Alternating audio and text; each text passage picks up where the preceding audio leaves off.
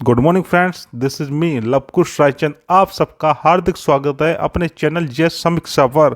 Friends, आज का lecture बहुत ही महत्वपूर्ण होने वाला है क्योंकि केजरीवाल की गिरफ्तारी ने पूरे भारत की राजनीति को हिलाकर रख दिया है। फ्रेंड्स, इस लेक्चर में हम इस पूरे समीकरण को जानेंगे कि ऐसा क्यों हुआ है।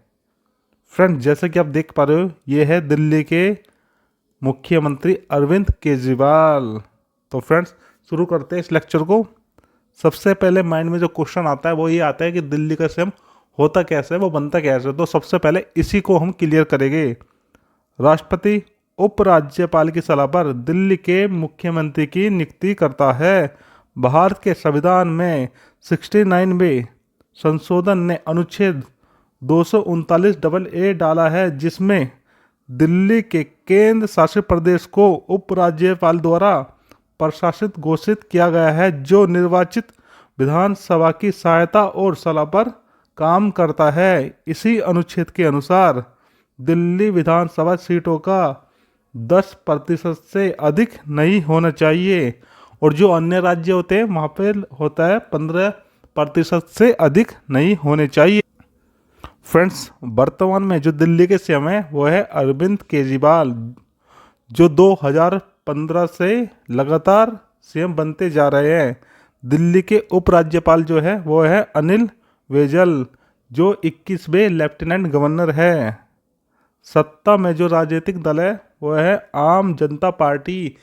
केजरीवाल की जो पार्टी है ये आम आदमी पार्टी है। फ्रेंड्स, हम यहाँ पे ये भी देख लेते हैं कि दिल्ली की जनसंख्या कैसी है, कितने इसमें पुरुष है और कितनी महिला है। तो 2011 की जनगणना के अनुसार दिल्ली की जो जनसंख्या है वो है 1,68,00,000, जिसमें से 78 लाख जो है महिलाएं और 90 लाख जो है पुरुष है। 2011 की जनगणना के अनुसार दिल्ली में महिलाओं की आबादी जो शहर में रहती है उसकी है लगभग 47%, जो राष्ट्रीय आंकड़े से कम है, क्योंकि जो राष्ट्रीय आंकड़ा है वो आपका 48.5% है।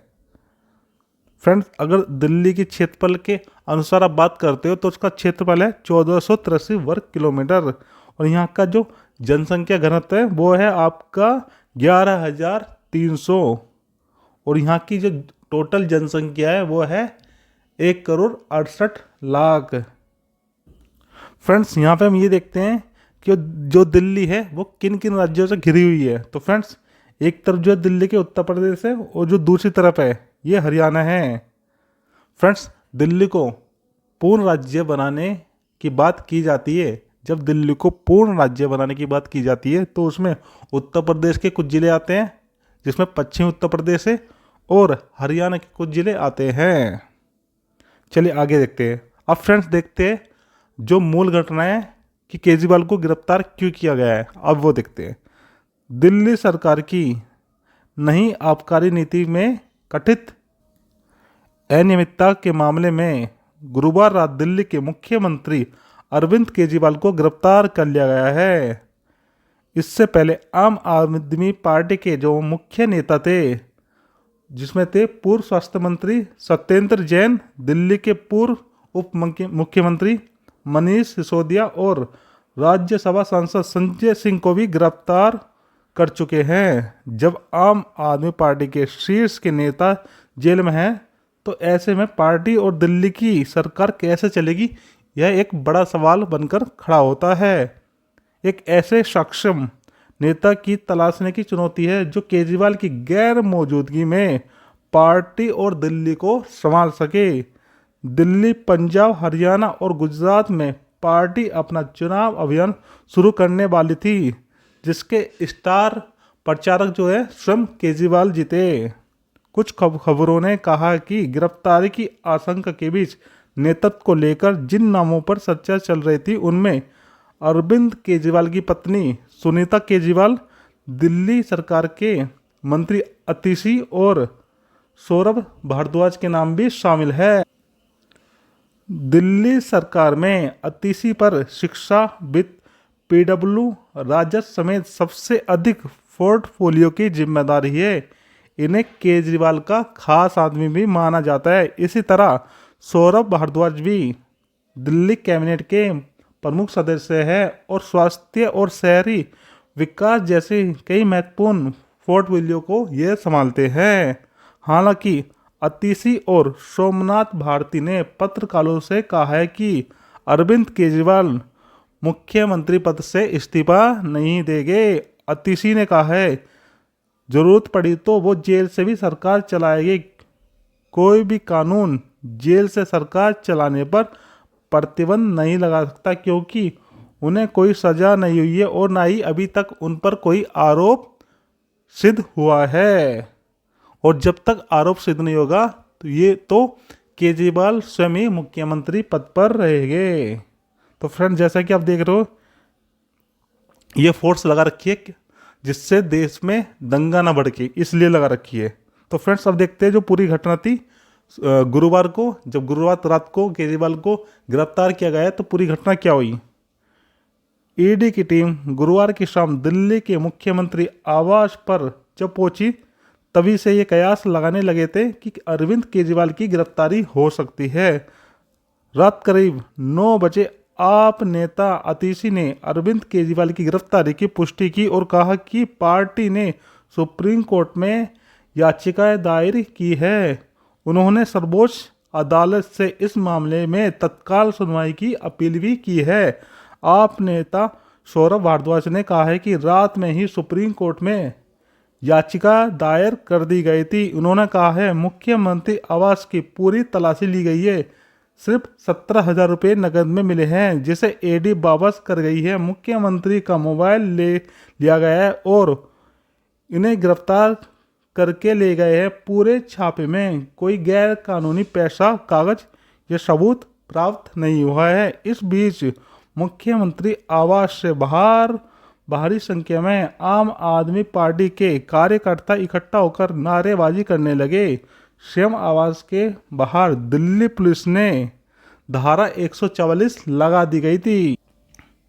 दिल्ली पुलिस ने आपके कई कार्यकर्ताओं को हिरासत में ले लिया है। इस हंगामे के बीच ईडी केजरीवाल को ईडी हेडक्वार्टर ले गई है। दिल्ली के मंत्री गोपाल राय ने इसे लोकतंत्र की हत्या कहा है कि इस तरीके से तो लोकतंत्र की हत्या हो जाएगी, कोई भी व्यक्ति खुलकर बोल भी नहीं पाएगा न जी पाएगा। राज्यसभा सांसद राघव चड्ढा ने कहा है कि भारत में अघोषित इमरजेंसी लग चुकी है। इससे पहले प्रवर्तन निदेशालय ईडी ने अरविंद केजरीवाल को 8 बार समन जारी किए थे। पिछले साल नवंबर और दिसंबर में 2 बार, इस साल जनवरी में 2 बार, फरवरी में 3 बार और मार्च में 1 बार। इन सभी समन में केजरीवाल एक बार भी पूछताछ के लिए ईडी हेडक्वार्टर नहीं गए थे। अरविंद केजरीवाल ने गिरफ्तारी से अंतिम राहत के लिए दिल्ली हाईकोर्ट का दरवाजा खटखाया था, जिसे अदालत ने गुरुवार को खारिज कर दिया था। इस याचिका पर भी शुक्रवार को सुनवाई होनी है, यानी कि आज इस मामले में सुनवाई की जाएगी।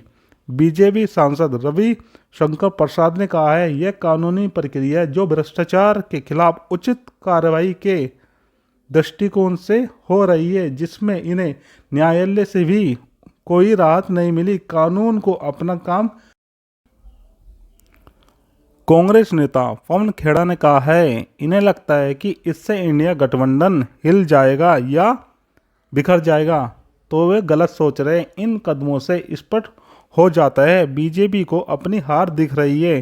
कांग्रेस नेता राहुल गांधी, प्रियंका गांधी, कांग्रेस अध्यक्ष मल्लिकार्जुन खड़गे, राजद नेता लालू प्रसाद यादव और तेजस्वी यादव, सपा नेता अखिलेश यादव, एनसीपी नेता शरद पवार, तमिलनाडु के मुख्यमंत्री एमके स्टालिन, शिवसेना उद्धव ठाकरे, गुट के प्रवक्ता आनंद दुबे, केरल के मुख्यमंत्री पिनराई विजयन, कश्मीर की पूर्व मुख्यमंत्री महबूबा मुफ्ती, सीपीएम महासचिव सीताराम येचुरी, टीएमसी नेता कुणाल घोष आदि कई नेताओं ने अरविंद केजरीवाल की गिरफ्तारी की निंदा की है। तो फ्रेंड्स, अब देखते हैं कि अरविंद केजरीवाल का जो राजनीतिक सफर है वो कैसा रहा। हमने ये तो देख लिया कि उनको किस तरीके से गिरफ्तार किया गया और विपक्ष की नेता ने क्या क्या बातें की है। अब देखते हैं फ्रेंड्स, अरविंद केजरीवाल का राजनीतिक जीवन कैसा रहा है, उनका राजनीतिक सफर जो है वो कैसा रहा है।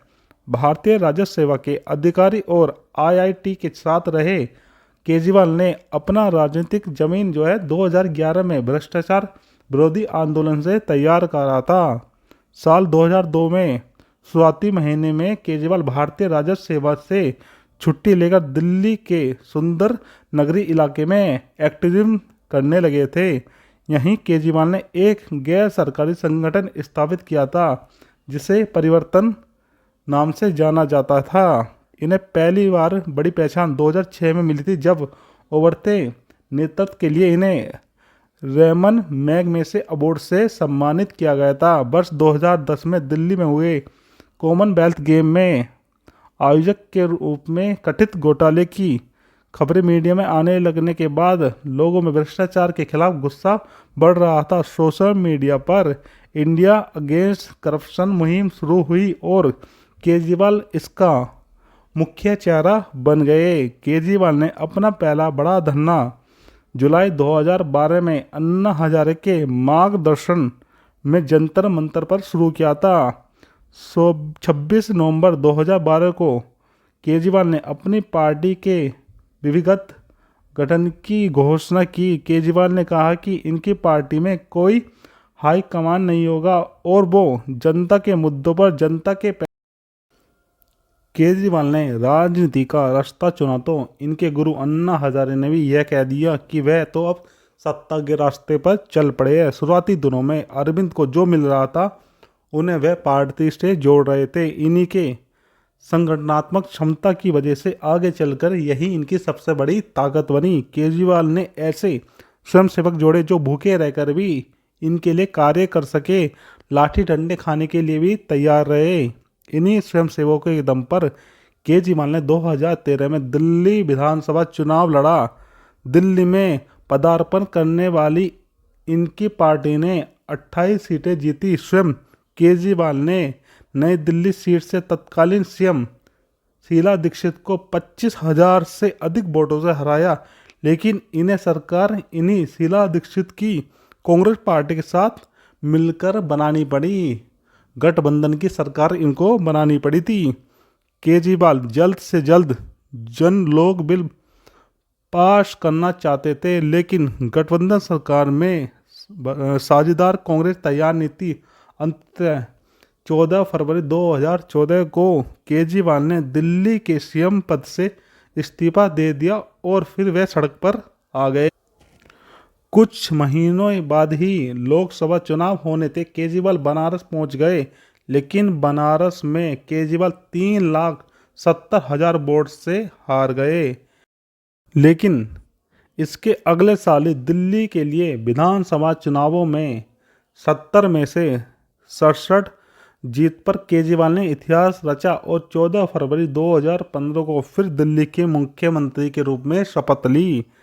इस बीच राष्ट्रीय राजनीति में आम आदमी पार्टी का कद बढ़ा और इसके साथ ही केजरीवाल का भी कद बढ़ गया। पंजाब में आपकी सरकार बनी। दिल्ली में एमसीडी चुनाव में पार्टी को बहुमत मिला, जो यूपी के नगर निकाय चुनावों में पार्टी के करीब 100 उम्मीदवार जीते।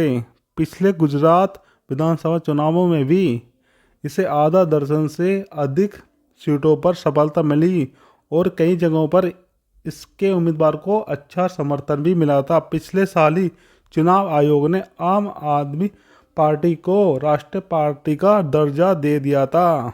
इंडिया गठबंधन में शामिल होकर आम आदमी पार्टी अब राष्ट्रीय मंच पर अपना कद बढ़ाने के लिए तैयार है। तो फ्रेंड्स, इस लेक्चर में हमने पूरी घटनाक्रम समझने की कोशिश करी कि ऐसा क्या हुआ था और ऐसा क्यों हो रहा है।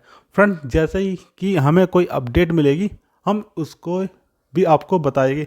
अगर आपको इस तरीके का लेक्चर पसंद आता है तो प्लीज़ हमारे चैनल को सब्सक्राइब कीजिएगा। वीडियो देखने के लिए थैंक यू।